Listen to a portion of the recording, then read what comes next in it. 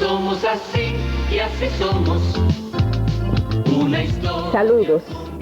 Iniciamos un extenso relato que abarca desde diciembre de 1962, cuando el profesor Juan Bosch fue electo presidente de la República, hasta febrero de 1973, cuando el coronel Francisco Alberto Camaño de Ño cae fusilado en las montañas. Este trabajo lo realizamos en 1993 y en 3 años ya han fallecido varios de los que testifican para ustedes y otros que se mencionan.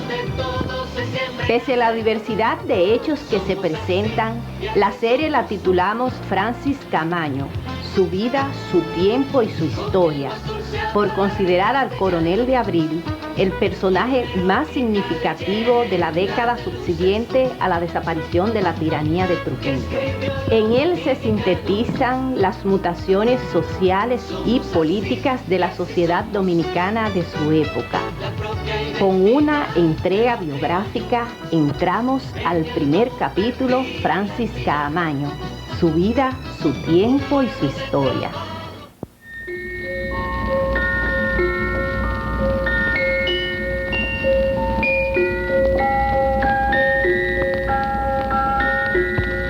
Francisco Alberto Camaño de Ño llegó al mundo el 11 de junio de 1932. En este lugar, que en su tiempo era una elegante casona en la calle Doctor Delgado, número 47 de la capital dominicana. A su nacimiento, era el tercer hijo del matrimonio formado por el capitán Fausto Emigdio Camaño Medina y Enerolisa de Ño Chapman, quienes ya habían procreado otros 2 varones, Fausto y Luis. Más tarde, habrían de nacer también Freddy, Emerson, Sigfrido y por último Milagros, la hembra que completó la prole. Nadie podía suponer que este rollizo niño, hijo de una familia de gran ascendencia económica y social, terminaría su vida en una temeraria acción guerrillera con la que se proponía combatir el orden establecido y emprender una revolución. Al cabo de 20 años de su muerte, le sobrevive su madre Enerolisa, doña Nonín, de 86 años de edad. Milagritos, la hija menor, reside con la dama y nos explica. Cuando Francis murió, mamá sí estaba muy bien, pero ella nunca afirmó que sí, que Francis había muerto. Porque ella siempre dijo que el cadáver que ella no veía, ella no iba a creerlo. Y que en su corazón ella no sentía que Francis había muerto. Yo diría que tal vez eso era una forma de no reconocer, de no sentir ese dolor de perder otro hijo. Ella había perdido 2. Y bueno, en la actualidad ella está muy quebrantada.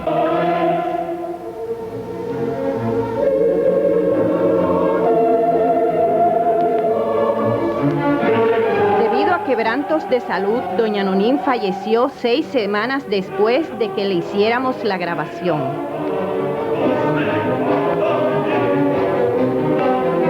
Como sabíamos que doña Nonín no hablaría, a menos que fuera estimulada por alguien que ella conociera bien, invitamos a su sobrino nieto, Claudio Camaño, para que dialogara con ella.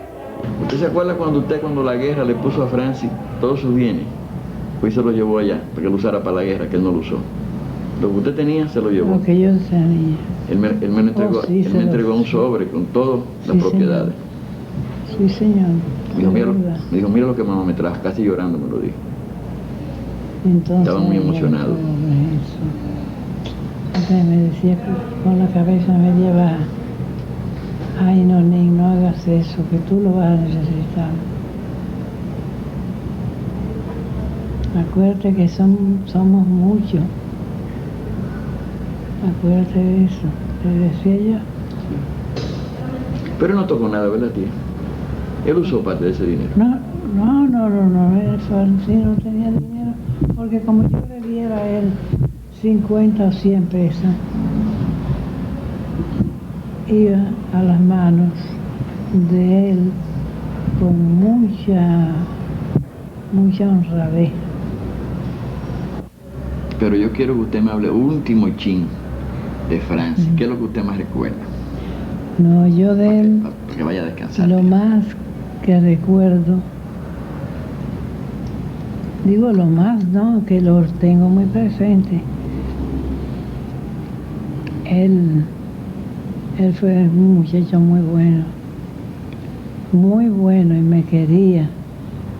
Mira que cuando ese muchacho me vio, ahora ofrézcome eso. Y yo haciéndome la fuerte, la gallina rabona.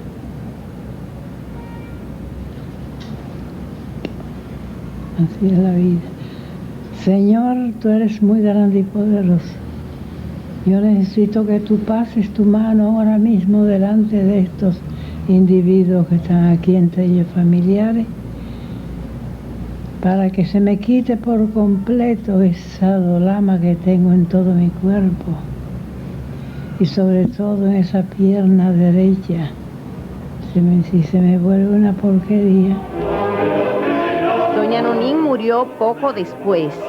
La dama ejerció gran influencia en la formación de sus hijos debido a que el esposo, don Fausto, por sus altas funciones militares, la mayor parte del tiempo estaba ausente del hogar. Como se puede comprobar, en el físico Francis se le parecía y de ella también sacó rasgos de su carácter. Los estudios primarios, Francis lo cursó en el Colegio Salesiano de Santo Domingo. Estos son dos de los hermanos, Freddy Rafael y Luis Ángel.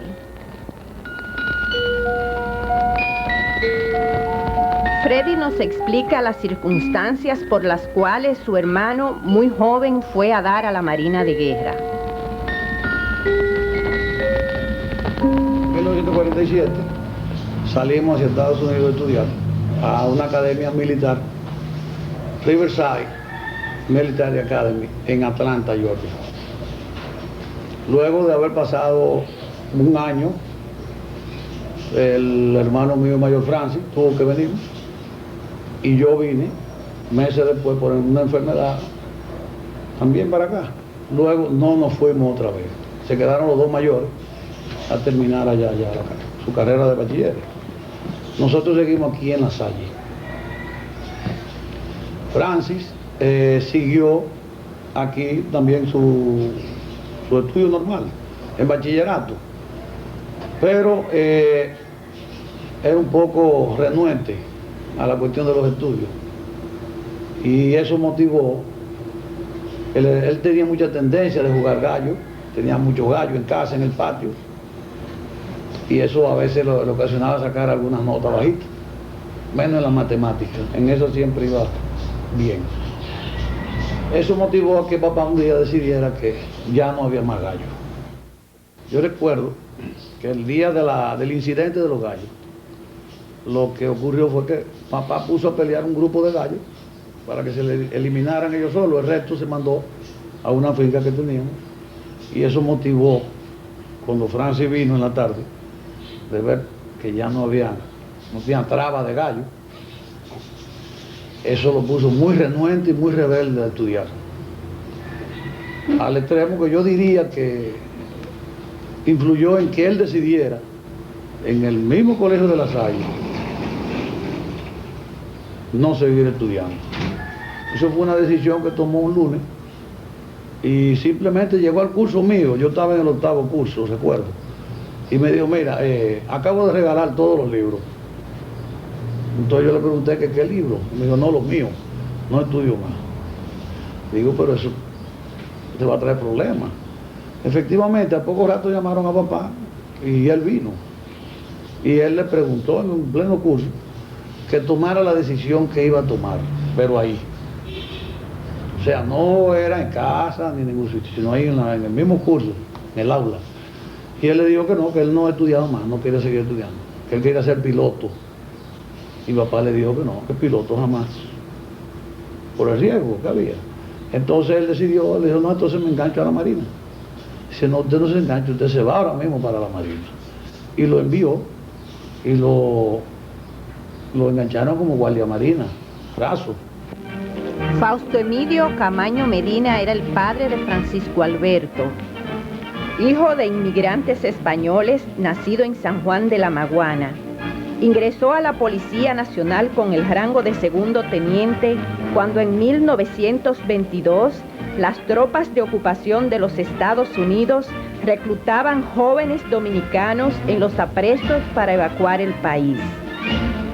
Junto a Rafael Leonidas Trujillo Molina se capacitó en la Escuela de Oficiales de Jaina y a partir de ahí inició una larga carrera militar.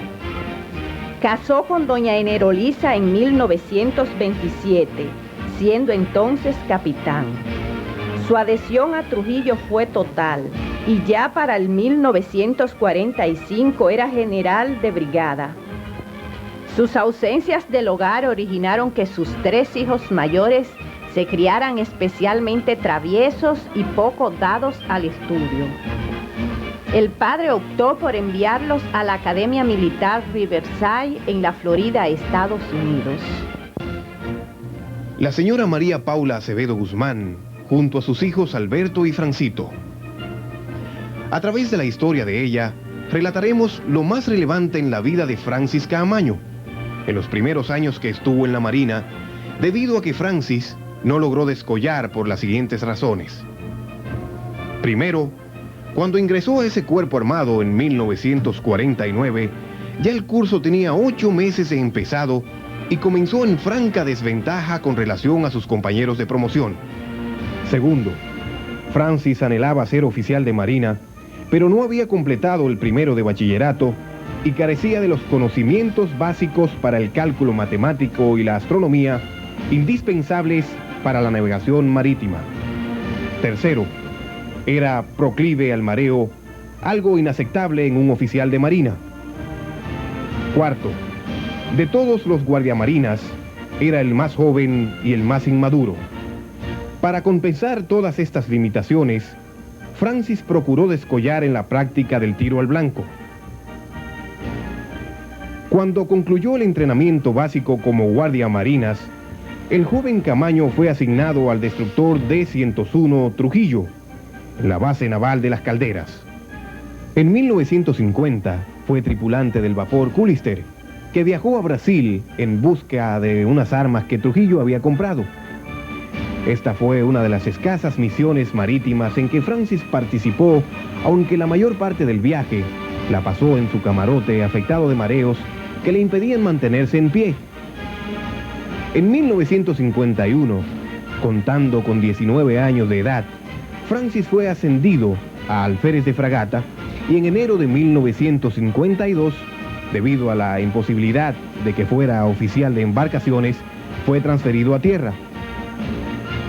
El alférez Caamaño de Ño mantuvo comportamiento desordenado y rebelde tanto en los cuarteles como en establecimientos públicos, pero todo eso fue ignorado por la jefatura de la Marina, tomando en consideración que Francis era el hijo del teniente general Fausto Caamaño, jefe de Estado Mayor del Ejército Nacional, quien pronto, en junio de 1952, pasó a ser nada menos que el secretario de Estado de Guerra, Marina y Aviación.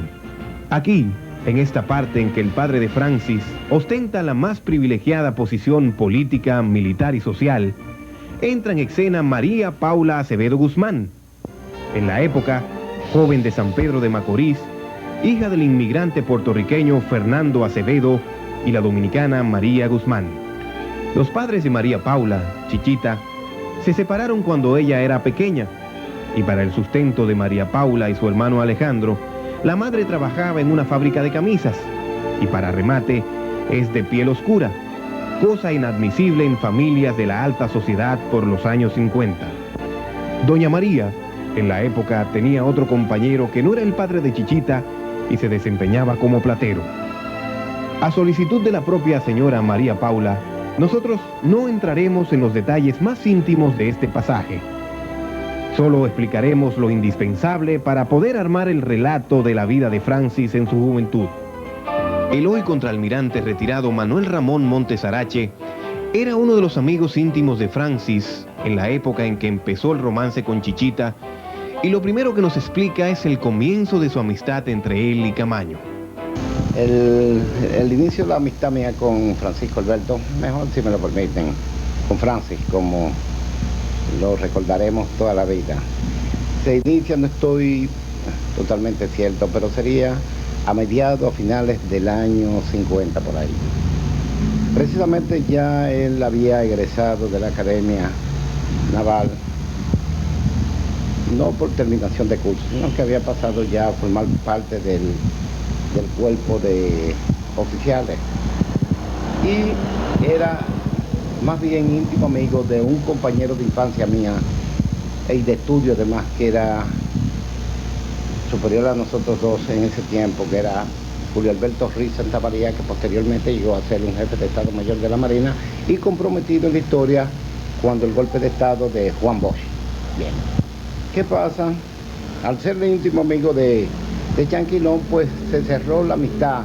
Les digo, Chanquilón era Julio Alberto Ruiz Santamaría, como Chanquilón, Julio Alberto y Francisco Alberto. Se cerró la amistad, tanto que hubo un momento que nos catalogaban, nos llamaban los tres mosqueteros. Andábamos siempre para arriba, para abajo, y hay que suponer e imaginarse lo que fue nuestra vida en esos años del 50, 51, 52. Por ahí oficiales jóvenes, con mucho brío, como se llama, y con demasiadas inquietudes. Realmente hicimos mucho diablura, si se puede decir, pero también sabíamos cumplir a cabalidad con nuestro servicio en general. Cuando Camaño se enamoró de María Paula Acevedo, tenía estrecha amistad con Montes Sarache. Chiquita la conozco desde los albores de su juventud, cuando en San Pedro de Macorís el padrastro de Chiquita era uno de los plateros que trabajaba, que mi padre tenía una joyería, trabajaba, es decir, por ende la conozco desde la más tierna infancia. Siempre una muchacha con sus inquietudes, con la manera de ser de aquella época, me refiero en la década del 40. Pues inclusive hubo tal amistad que estando ella cursando escuela en una escuela pública en San Pedro de Macorís, que la dirigía una admirable profesora que se llamaba Tata Domínguez. Ella era del equipo de competición de voleibol. Yo llegué a ser entrenador de voleibol, las cosas de muchachos de aquel tiempo, pero con mucho sabor, que uno lo hacía con mucha dedicación. Puedes decir que de ahí para adelante. Cuando se enamora Francisco Alberto de Chiquita, ahí es donde está, en los principios que yo lo conocí con Julio Alberto Ruiz Santamaría. Los dos se enamoraron de dos muchachas muy amigas, Francisco Alberto de Chiquita y Chanquilón de Herminia. En resumen, lo del romance con Chichita fue lo que al parecer motivó que don Fausto enviara a Francis a estudiar al extranjero. Para los padres de Camaño, la relación de Francis y Chichita era totalmente imposible por las diferencias sociales y económicas. Pero por encima de cualquier razonamiento, Francis insistía en los amores. De ahí que lo enviaran a participar en unos cursos de entrenamiento anfibio en el Cuerpo de Infantería de Marina de Estados Unidos. Eso fue en 1954, y para ello, don Fausto, como secretario de guerra, ascendió a su hijo de alférez de navío a teniente de navío, rango que equivale a capitán. El rango de capitán era indispensable para el ingreso a la Academia de Coronado en California, Estados Unidos. Para entonces, Francis solo contaba con 22 años, por lo que fue el más joven capitán de las Fuerzas Armadas Dominicanas. Francis desconocía que el ascenso y el viaje era para mantenerlo alejado de Chichita, de manera que se propuso continuar las relaciones amorosas vía cartas, de las cuales solo la primera llegó a recibir Chichita, porque todas las restantes fueron interceptadas en el correo y la relación quedó interrumpida hasta que Francis vino en unas vacaciones y ambos se encontraron casualmente, con tan mala suerte que el mismo día del encuentro, don Fausto los sorprendió caminando juntos por la calle 30 de marzo. Pasaron serios incidentes entre padre e hijo a causa de Chichita, y a Francis lo enviaron de nuevo a Estados Unidos a otro curso en la Infantería de Marina, ahora en Quantico, en el estado de Virginia. Durante la ausencia de Francis, Chichita fue sometida a persecución similar a la que se le daba a los enemigos del régimen. Se le acusó en los tribunales de ser testigo de Jehová y fue encarcelada y pocas semanas después deportada a Venezuela. Es cuando se inventan aquel desgraciado momento que la ubican a ella como testigo de Jehová, que le ponen unos libros, y en aquel tiempo ser testigo de Jehová, ser comunista, eran sinónimos de ser antitrujillista. Se produce una deportación que subsecuentemente también eso produce un desequilibrio en la carrera del general Camaño, porque en este país había que recordar que el único que deportaba era Rafael Leónidas Trujillo Molina. El caso es que finalmente Francis regresó definitivamente al país. También regresó Chichita de su corto exilio en Venezuela.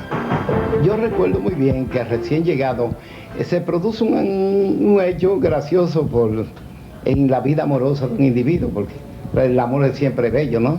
Dice Chichita llega primero al país. Y naturalmente, al yo saber que ha llegado Chichita, pues me acerco a ella, sostenemos relaciones, pero la veo un poquito tensa y predispuesta con Francisco Alberto, el cual me dice, entre una y otra cosa hablando, digo, ven acá, permítame una cosa.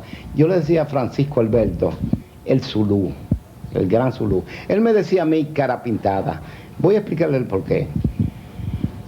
El cara pintada viene porque en el año 61, cuando estuvo un accidente que me hizo explosión una caja de detonadores, me dejó un tatuaje de pólvora tremendo, que posteriormente y mediante las operaciones plásticas que me hicieron, fueron paliando ese defecto, que eran manchas negras tremendísimas, muy notables. Fueron sacándolas, pero siempre se quedó el relajo del cara pintada. Pero Francis era un nacido, eso sí hay que reconocerlo, era un devorador de libros. Pero un devorador de libros de unos folletines que escribía Marcial Lafuente Estefanía, de vaquero. Era un amante de esa literatura de vaqueritos del oeste. Y unos folletines de muñequitos que había un personaje legendario de no sé de qué latitud del mundo, era un tal Zulú, decía el gran Zulú. Él me decía que tú eres un gran Zulú. Y ahí viene la cuestión del Zulú. Bueno, volviendo a la cuestión de Chichita, hablando al poco rato me dice, ¿y tu amigo el Zulú? Digo, ven, está bien, viene en estos días, dice, déjalo que venga. Ajá, me alegro, todavía hay amor. Dice, no, su padre me la paga, pero con él es que me desquito. Déjense de tontería, hombre, que tú verás que no va a pasar nada. Efectivamente, cuando llegó Francisco Alberto, se repite la historia, pero en sentido contrario. Francisco Alberto me dice que se la va a desquitar con quién, con Chichita. Yo propicié la primera visita de ellos dos, después que llegó ella y él. El resultado, ¿cuál es? Mira por ahí. Andan Francisco Alberto, ella, Paulita y todo el mundo. Bien, un detalle que sí te quiero hacer, que siendo Francis un tipo sumamente atrevido en cuanto al arrojo, osado, en las cuestiones sentimentales era un poquito parco. Él sabíamos que estaba perdidamente y locamente enamorada de su mujer Chichita, pero pasó una cosa, que hubo un momento en que él no se atrevía a dar un paso para definir esa situación. Digo, bueno, aquí hay dos cosas. Hablando con Chanquilón, esto hay que regularizarlo. Vamos a ver qué hacemos, dice Chanquilón. De la única manera que podemos hacer eso es produciendo un matrimonio. Pues, ¿tú te atreves? Sí, yo también. Chanquilón fue a buscar el juez civil, yo fui a buscar a Chichita, que María la mamá no quería dejarla salir, o no, venga con su caldera, nos la llevamos y casamos a Francisco Alberto Camaño con Chichita en esa ocasión. Francis y Chichita se casaron pese a la oposición de la familia de él. Una tragedia entre los Camaño de Ño, ocurrida en 1957, terminó el rechazo a María Paula, quien finalmente fue aceptada como una hija más. La tragedia familiar fue la muerte de Emerson, el quinto hijo del general Camaño y doña Nonín, quien a los 19 años estudiaba ingeniería civil en la Universidad de Santo Domingo. Sobre las circunstancias de su muerte nos habla su hermano Luis Ángel Caamaño Deñó. El asunto de Emerson, con el revólver del abogado de la familia, se llamaba, era fiscal del, no sé si era del distrito o algo así, Emilio Pérez, uno que fue abogado. Él le había arreglado el revólver, porque nosotros sabemos de armas desde pequeños. Basta, no hay que aclararlo. Tenemos esa ascendencia. Entonces, siempre vivía Emerson con el juego de cogerle, esconderle el revólver del abogado. Se han dicho algunas versiones que ni las voy a mencionar. Emerson le cogió el revólver, lo vació, haciendo un manipuleo de una sola mano, como saben, lo que saben de armas lo entienden, y lo guardó. Pero era para hacerle la maldad de esconderle las balas.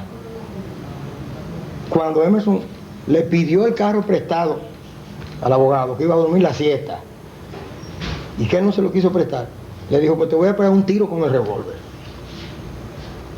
Y hasta se lo rastrilló 2 veces.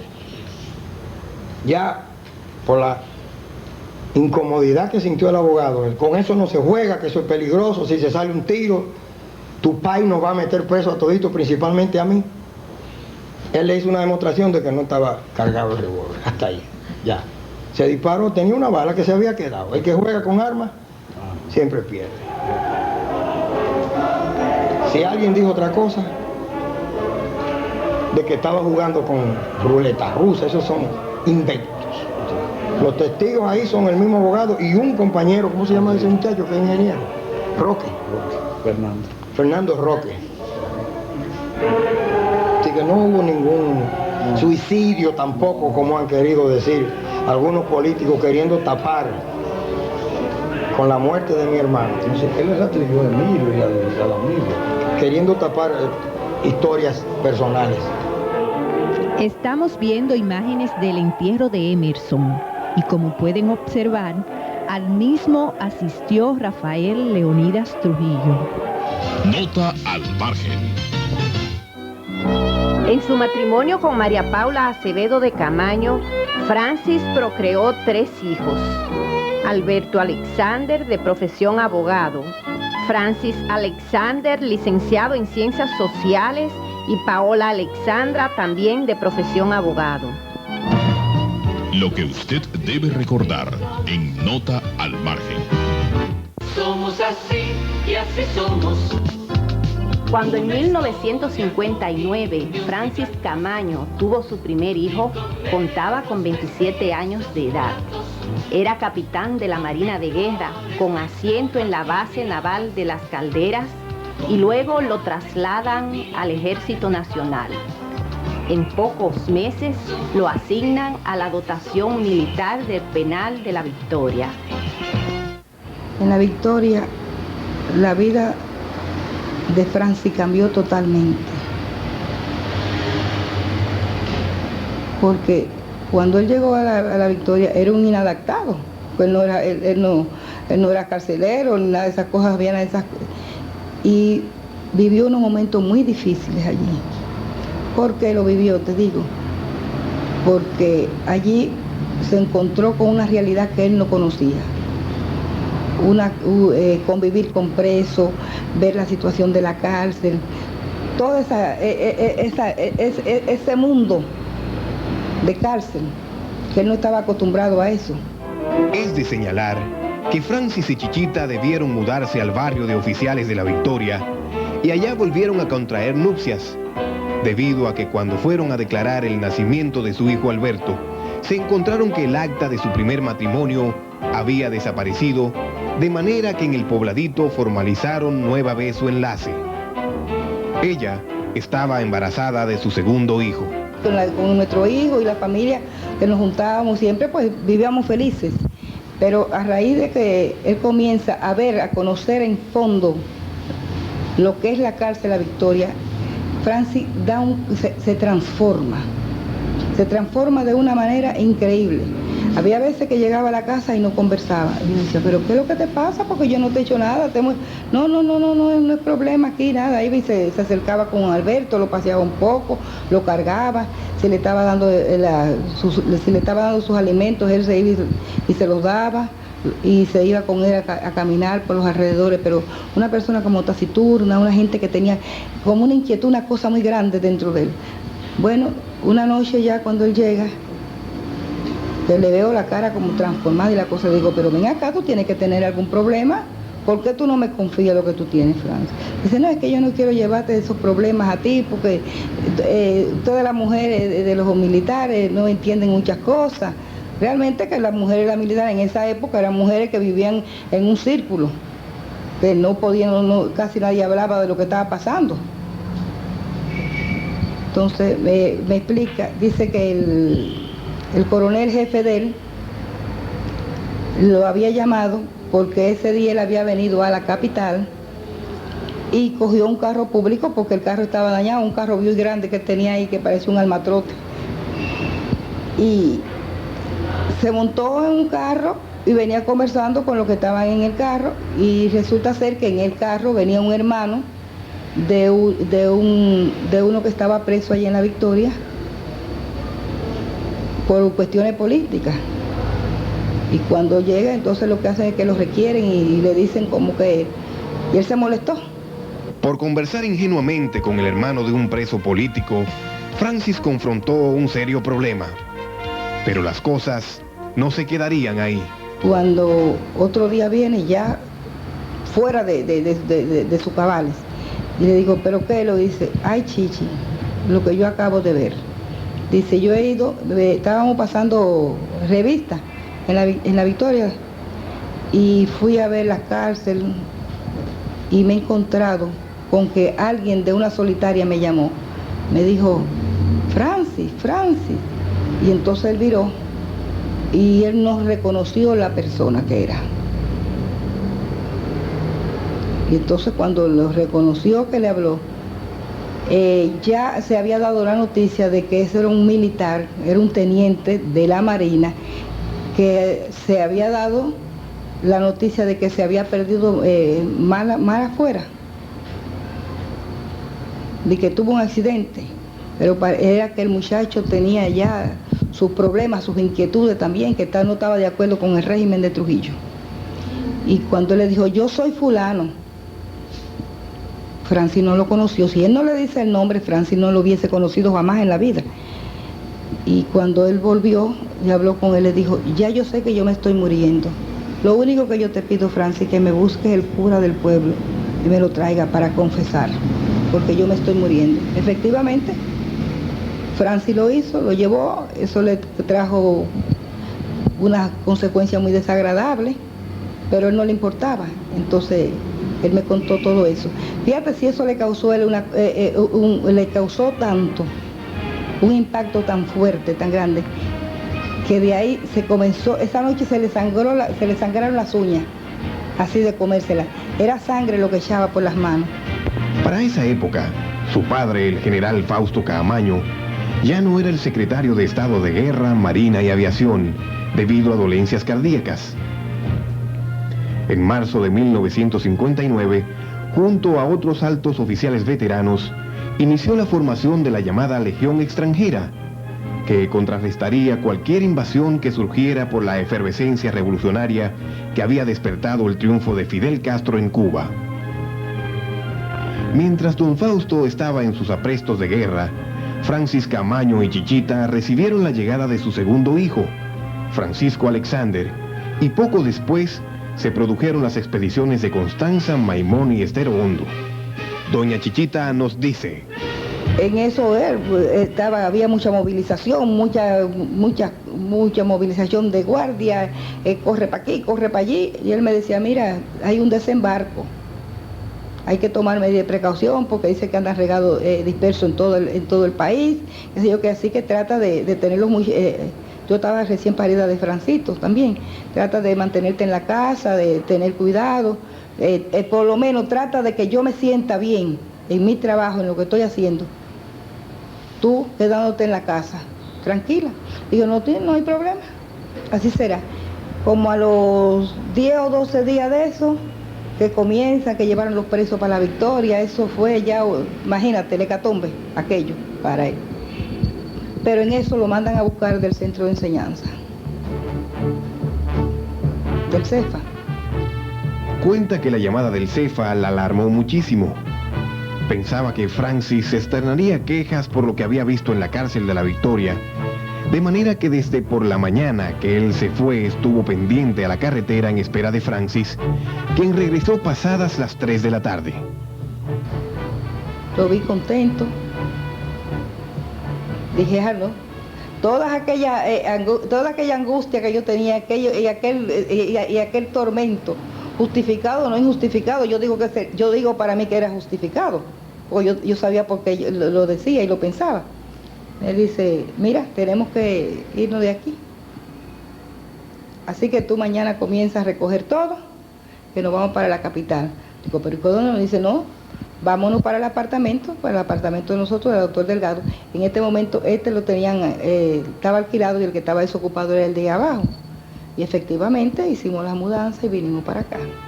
El traslado de Francis para el CEFA coincidió con preparativos para una invasión a Cuba que organizaba el régimen de Trujillo. Caamaño y su amigo Chanquilón Rip Santamaría fueron de los seleccionados para entrenar las tropas que desembarcarían en territorio cubano. Estas imágenes corresponden a la época de tales entrenamientos. La proyectada invasión fue frustrada por el gobierno cubano, que logró interceptar uno de los envíos de personal y pertrechos de guerra enviados por Trujillo. Doña Chichita dice que Francis se sintió muy bien mientras estuvo en este entrenamiento. Realmente Francis era un hombre de armas a tomar, un hombre de combate, él no le gustaba estar en un escritorio. Francis no era un militar de sentarse, un burócrata. Él le gustaba estar siempre en un vivac, tirando tiros y caminando en actividad constante. Bueno, efectivamente llegamos para acá, todo tranquilo, todo normal. Como al mes y medio de estar allá me dice, Chichi, tú sabes que se está rumorando de que me van a dar la intendencia del centro de enseñanza.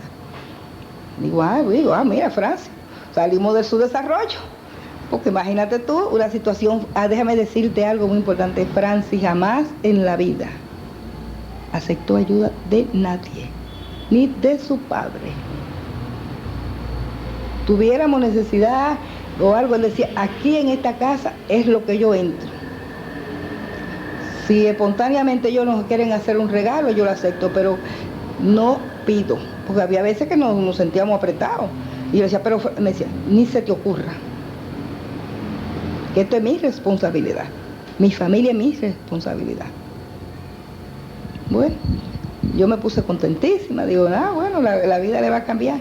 Nos ofrecieron una casa allá para vivir allá en San Isidro, pero él me dijo, no, yo no voy, a mí no me gusta estar en recintos militares, porque cada vez que hay una cosa, lo primero que cogen son los que están ahí, no, y nada de eso, yo no puedo vivir donde yo tengo que cruzar puentes. Bueno, cuando seguida de que se rumoró, comenzaron a llegar gente a la casa, de esos que le vendían y le hacían ropa, le vendían la ropa a la cosa, y me dice, mira Chichi, si eso es la intendencia, yo no quiero ninguna intendencia, porque yo soy un militar de carrera, yo no sé nada de comercio. Así que yo no quiero eso, porque yo no voy a tener tranquilidad, porque si todavía se está rumorando que me la van a dar y ya no me dejan tranquilo, oye, entonces yo no voy a tener privacidad en mi casa, y yo tengo que dormir mis 7 después que yo como. Así es que yo no quiero nada de eso, y no lo acepto. Cuando mataron a Trujillo, Francis Caamaño Deñó era mayor, de servicio en el Centro de Enseñanza de las Fuerzas Armadas. El ascenso se produjo después de más de 7 años con el rango de capitán. El hecho es que a la muerte de Trujillo, la familia Camaño de Ño entró en una etapa delicada, debido a la relación de don Fausto Camaño con el régimen de Trujillo. Decide Francis, con la preocupación de don Fausto, de doña Nunín, que cómo era la forma, pues tenía miedo de que fueran las turbas, que se fueran a saquear. Entonces Francis puso un servicio en la puerta de la casa. Allá nos quedamos allá varios días hasta que llegó el bombardeo de Rodríguez Echavarría. Pero antes de eso, habían llamado, el general Hermida había llamado a don Fausto a la casa, que Francis había hecho, estaba pidiendo que todos los generales de la época de Trujillo a una reunión allá en San Isidro. No sé qué fue, que se filtró algo, eso fue antes del bombardeo, y ellos no fueron. Y lo que se comentó era que Ramfi lo que quería era como eliminarlos a todos. Eso se quedó ahí, pero eso no fue una cosa que se lo dio como mucha importancia ni nada. Se comentó eso, pero sí, que la reunión sí lo habían invitado porque don Fausto se estaba preparando y entonces Hermida lo llamó y ellos no fueron. Se supone que a la reunión que invitaron a don Fausto fue aquella en la cual Ramfis, antes de salir del país, coordinó con sus tíos Negro y Petán un plan que derrocaría el gobierno del doctor Joaquín Balaguer y pondría en su lugar a José Ángel Sabiñón. Entonces ya Francis tenía mucha preocupación porque las turbas ya estaban en las calles. Yo recuerdo que nosotros los primeros días pasaban por ahí de la casa de los Maclofi y llevaban boceando en la calle. El ladrón que le robó a otro ladrón tiene 100 años de perdón, y se llevaban, nosotros vimos sillas, colchones, bueno, ya tú te puedes imaginar, turbas saqueando las casas.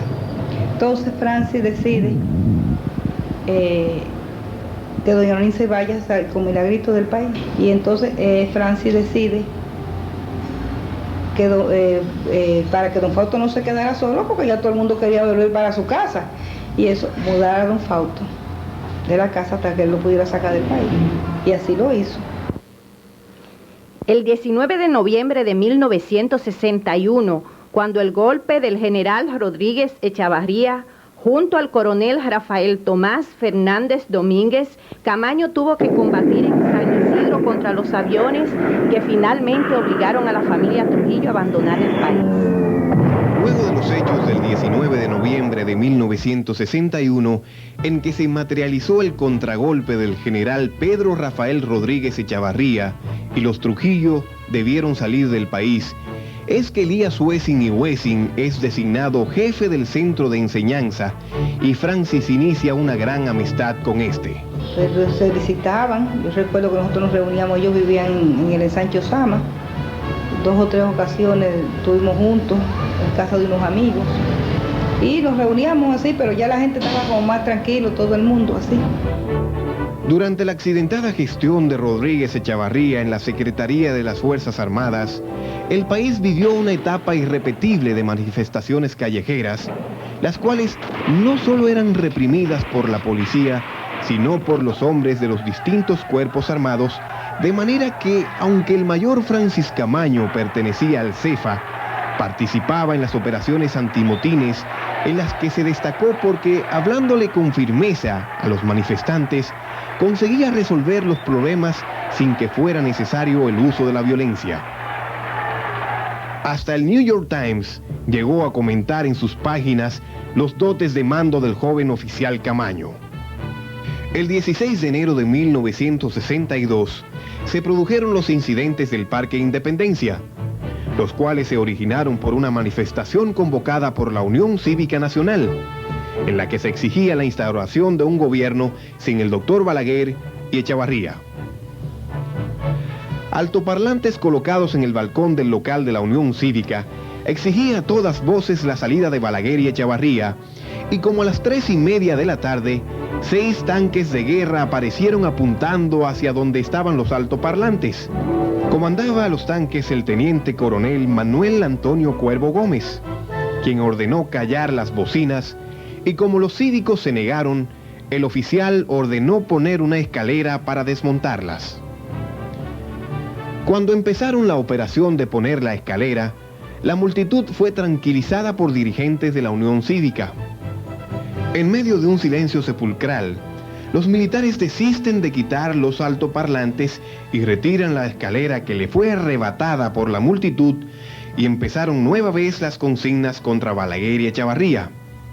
Entonces de los tanques empezaron a disparar a mansalva y el resultado fue de 5 muertos y numerosos heridos. Donde mataron a un señor que era Sastre, apellido Barona, y entonces destituyeron a ese oficial y el Francis fue que lo pusieron. A partir de eso, Francis controló bastante la ciudad, porque Francis tenía una forma que la mayoría de la gente se creía que Francis era un ogro, y era por su temperamento quizás, porque él era muy fuerte y él cuando hablaba le gustaba que lo oyeran, él se daba a respetar. Y la gente creía que, pero no, Francis siempre buscaba la forma, él siempre bajaba y hablaba con las personas, le decía, no, yo no quiero hacerle daño, miren esto y lo otro, trataba siempre de persuadirlos de que no hicieran escándalo, que hicieran lo que ellos quisieran, pero sin escándalo, ni romper, ni tirar piedras, ni romper vidrio y eso, porque eso iba en detrimento de la economía del país, de todo. Después de los graves incidentes del Parque Independencia, el doctor Balaguer fue compelido a formar un Consejo de Estado en el que se le excluía del gobierno, cosa que Rodríguez Echavarría, secretario de las Fuerzas Armadas, no aceptó y ordenó el arresto de los cívicos del Consejo de Estado que hasta entonces estaba presidiendo el doctor Balaguer. Echavarría integró entonces una junta cívico-militar, entre cuyos integrantes estaban Armando Oscar Pacheco, el entonces teniente coronel Neidni Barcejas del Ejército Nacional, el contraalmirante Enrique Valdés Vidaurre de la Marina de Guerra, el mayor piloto Wilfredo Medina Natalio por la Fuerza Aérea. Esta junta cívico-militar es lo que se conoce como el gobierno de los 3 días de Pedro Rafael Rodríguez Echavarría, quien finalmente fue destituido y apresado por una conspiración de oficiales jóvenes, entre los que estaban como cabeza principal el mayor Rafael Tomás Fernández Domínguez y Elías Wessing y Wessing, en la época director del Centro de Enseñanza. En una operación que contó con el respaldo y la cooperación de muchos oficiales del Centro de Enseñanza y la Aviación, Fernández Domínguez y Wessing apresaron a Rodríguez Echavarría en el Club de Oficiales de San Isidro, donde se encontraba junto a los cívicos del Consejo de Estado que había tomado prisioneros. A Echavarría lo conminaron a no hacer resistencia y que se considerara detenido, y tras su apresamiento, los cívicos del Consejo de Estado fueron trasladados al Palacio Nacional, escoltados por blindados y tropas de infantería, entre los que se encontraba el mayor Francisco Alberto Camaño. Se reinstaló el Consejo de Estado excluyendo al doctor Balaguer, quien se asiló en la Nunciatura Apostólica y pasó a encabezar el Consejo el licenciado Rafael F. Bonelli. Nota al margen. Somos así y así somos.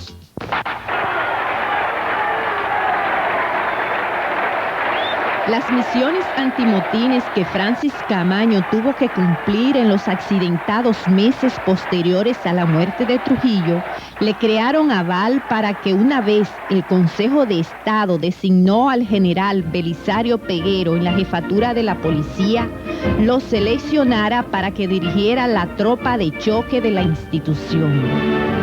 Los cascos blancos empezaron a ser organizados desde mayo de 1962 con entrenamiento a cargo de oficiales de un escuadrón mexicano que tenía la policía de Los Ángeles, California, el cual fue traído al país por gestión expresa del embajador americano en la época, John B. Martin. Lo que usted debe recordar en Nota al Margen. Somos así y así somos. Una historia con indios y blancos y con negros. Presentamos al que fuera uno de sus compañeros, Gerardo Marte Hernández. Francis y yo nos conocimos por los años 53, 54. Él siendo un oficial de la Marina de Guerra y yo un oficial de la policía. Ya no hicimos una amistad muy profunda en esa época Si no viene, el acercamiento mayor viene por los años 57, 58, en ocasión de que teníamos que reunirnos todos los días, teníamos que juntarnos todos los días en Sanssouci, en el campo de tiro al blanco, donde se les celebraban las competencias Interfuerza Armada y Policía Nacional. Seguimos, que se hacía muy a menudo ese intercambio, hasta el año 62, cuando Franci pasa a la Policía Nacional, y ahí hicimos una gran amistad. Un vínculo muy estrecho, un vínculo casi familiar. Los dos, ya oficiales superiores dentro de la policía. Llega el momento en que el general Belisario Peguero, el entonces coronel Belisario Peguero, lo hacen jefe de la Policía Nacional. Y Belisario aprovecha la ocasión de la amistad mía y de Franci y hace de nosotros un grupo. Es de recordar que la fuerza de choque de la Policía Nacional que dirigía el coronel Francis Camaño tuvo su primera actuación pública el 26 de julio de 1962, precisamente en una acción contra el local del 14 de junio, donde ese día se habían colocado altoparlantes en los balcones reiterando su apoyo a una huelga de la Federación Nacional de Empleados Públicos y de Instituciones Autónomas.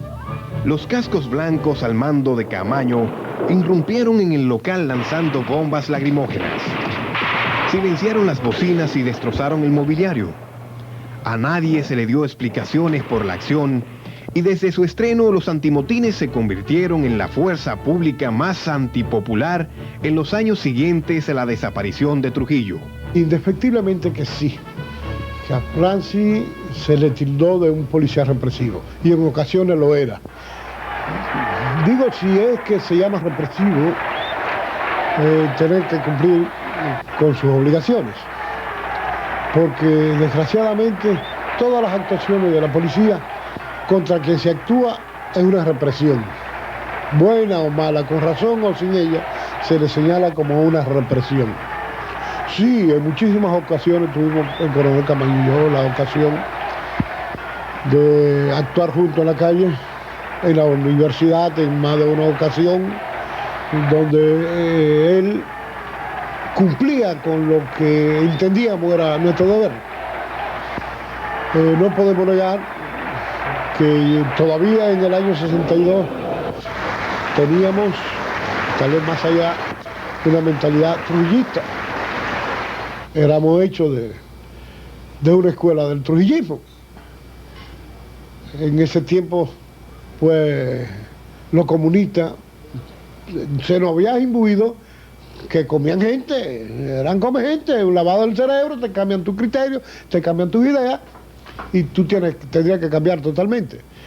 En razón de ello, pues tal vez imbuido por esa enseñanza, tanto él como yo y algunos más oficiales, pues teníamos que poner más fuerza, más mente, más influencia en nuestras actuaciones. Pero la realidad era que el coronel Camaño era un hombre de extremo, un hombre muy decidido, un hombre que hacía lo que él entendía que era correcto por encima de todas las cosas, pero también en forma como fuera, fuerte, con fortaleza, con energía, pero también era un alma más blanda, un alma tan sensible, capaz de, por encima de su criterio, por encima de su violencia, en determinado momento dominaba la sensibilidad, dominaba el alma buena, dominaba la mente sana, la mente infantil, que muchísimas veces la tenía el coronel frente a cualquier acontecimiento. La universidad, en más de una ocasión, él era, le llamaban el perro de presa a él, los universitarios, En la universidad en muchísimas ocasiones tuvimos que dar, yo creo que fuimos los primeros en haber invadido, en haber los predios universitarios. Y allí hubo inclusive batallas campales dentro de la forma que podía llamarse una batalla entre estudiantes y policía. En el Conde, el coronel Camaño era una figura de terror, una figura que producía miedo, que producía terror, porque él actuaba en lo que él creía que era, y todavía él entendía que como policía él tenía que hacer cumplir lo que se le ordenaba, sin que esas órdenes llegaran, que él recibiera para cumplimiento, llegaran a que él tuviera que matar. Jamás al coronel Camaño se le puede señalar que disparó en contra de alguien directamente a matarlo. Jamás al coronel Camaño se le ordenó hacer algo semejante, en razón de que sabían que él lo iba a rechazar. Nota al margen.